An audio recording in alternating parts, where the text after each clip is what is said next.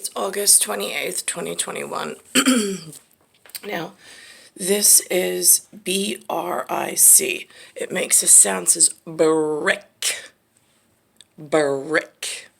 So, it's Brooklyn Borough President Debate. And then it says a hashtag be heard town hall.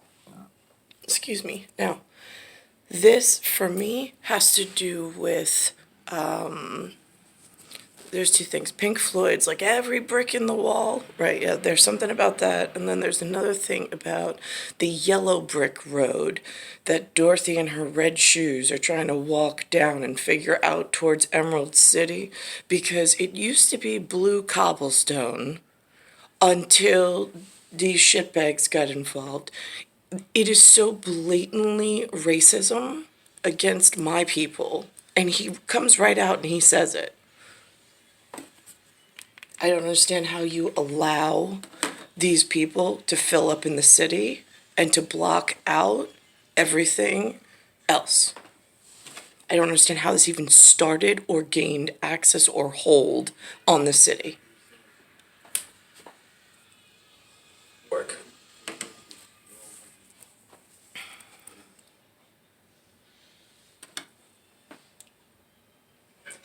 Brooklyn's #1 advocate, the next borough president, will be tasked with leading our borough through an economic pandemic and unprecedented loss. The BP's influence on land use, education, and capital investment is critical to Brooklyn's resilience and recovery. That's why this forum, presented by BRIC TV in partnership with the New York City Campaign Finance Board, is happening now. We intend to give Brooklynites the information they need to make their ranked choice on who will be working for us at Borough Hall. And we aren't taking this lightly, and we don't... Who's working for us? I'm just curious. What the fuck does that mean? I'm in Queens. Brooklyn is attached to Queens' ass, or like right under the nose, and we can't seem to get rid of Brooklyn.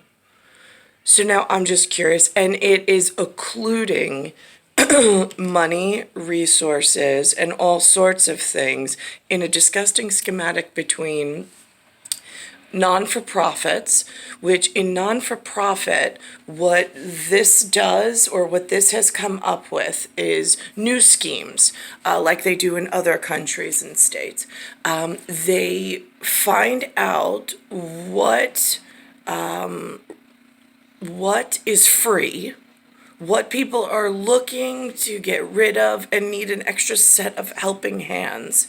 They go and collect the free resource through a non-for-profit, and then they sit there and schematically figure out how to turn profit from the non-for-profit.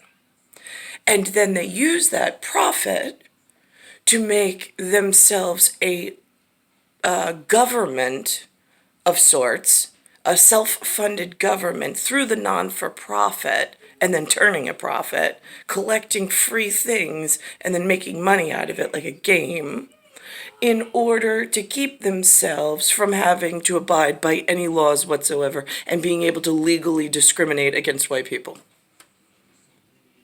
So now, at what point do you fucking shut this down? Because this is keeping so many things under oppression. This also ties into, they have a lot of phlebotomists. Phlebotomy is where they take the blood literally from your arms. They then send it to a laboratory where they put it into a machine, and the machine spits out magical legend of all false, like your ABO count is this, your RBC, I mean, they've found links to where those letters and sequence numbers linked to your body are important in the breaking matrix outside. But for the most part, they have no fucking clue what it means. It's just one of those magic, like, takeaways. Another brick in the yellow brick road painted that's so confusing to everybody and nobody seems to be doing anything with. We don't intend to waste any time. The candidates have agreed to a format and rules designed to make sure they all get the opportunity. Who are these candidates? Who picks these candidates? They're community leaders. Great. What community are they leading? Who let them move in?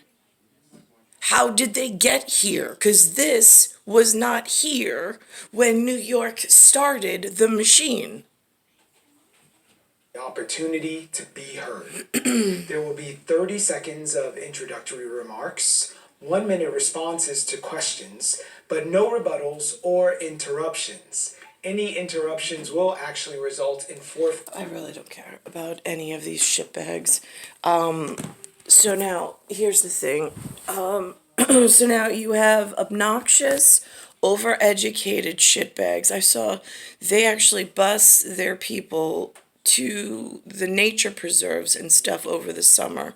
While my son's stuck in a room because I have no access to anything, they actually do community groups and things. It's really absolutely amazing.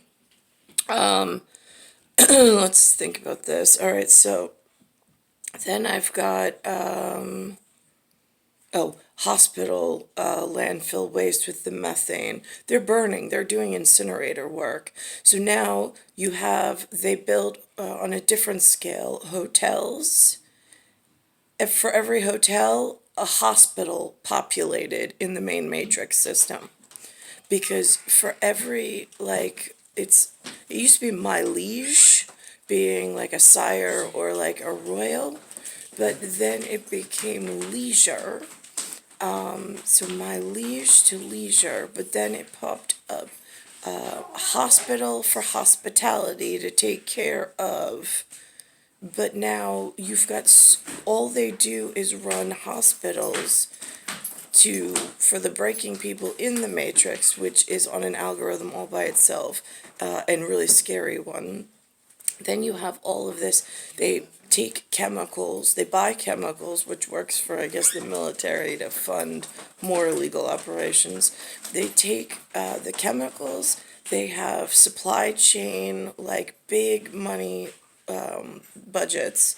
Then they make all of this hospital gear, like test tubes and Foley catheters and bags of saline and needles and disposable everything. And then, so that's a lot in manufacturing and industry that breaks the machine and the environment even worse. Then after they use it in these practice medicine and practice caring for other people that are already broken, because nobody focused on the machine, then you have all of this disposable, disgusting biohazard waste with humors on it of biofluid that now you have to sanitarily get rid of, which is incineration. But now you use these toxic chemicals to manufacture in a toxic way these devices, and now you have to get rid of these disgusting dressings and adornments. I mean, this is such a self-indulgent system, it's disgusting. So now they incinerate it, putting more toxins into the air. And then and then you have to dispose of and they're running these things like as if this is an acceptable societal cycle. It's not. You shouldn't be manufacturing and pushing this much in medical equipment and then medical waste and then incineration. The entire cycle is poisonous into the air, into the water, into the system, and it distracts what really needs to be done. And it gives the people this self-indulgent feeling like they're more important than they really are and they have something to fall back on. It's disgusting. And then you have this gigantic community that now is in this self-preservation mode, and they write all of these medical opinions and research things and whatnot to push more social distortion for the sale of pharmaceutical chemicals between sedation, meaning they medicate one another to just not think about how bad everything is, and sedition, where they're warping societal norms, needs, and studies in order to keep this disgusting social distortion project in a healthy mode, which is never going to be healthy because it causes so much disruption into the environment and into your ability to live comfortably. It makes breathing difficult. It makes the pressure go off because the necessity of the machine is not able to recalibrate because all of the chemical breakdowns, more methane instead of carbon dioxide and so on and so forth, puts different acclimate into the air, and then it can't calculate just right, and then the machines start breaking more and it becomes more difficult. I don't understand how this industry, in my grandfather's age, in the 1900s, the hospital and medical facility industry was not as prevalent as it is now. Right now, in 2021, in Zozie, it is so disgustingly plagued with this new virus, like, of human, like, construct of, like, we need hospitals, we need more medical staff and personnel, and we need more equipment, and we need to manufacture more. If they all died today by bullets and then you burned their bodies, you'd save the environment. Because their humanness is causing more toxins to enter the system by this social distortion that they've created and that they've sold themselves as a reality that as it's okay or it's sustainable in some aspect. If they couldn't get to the hospital, they couldn't sign the supply chain chemical orders and whatnot, we'd all be better off. There'd be no prescription pads for medical, whatever. You go back to herbology, elixirs, and you'd go back to real sustainable arbor type botanicals, as opposed to chemically synthesized magic pills in this socially distorted system, which is absolutely disgusting to have to live through or try to negotiate around. And then they block you from everything because they think that this is their way out of something that they were caught up in.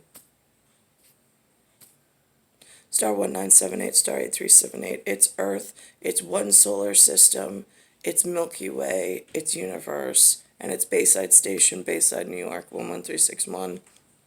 Nicole Cataruza.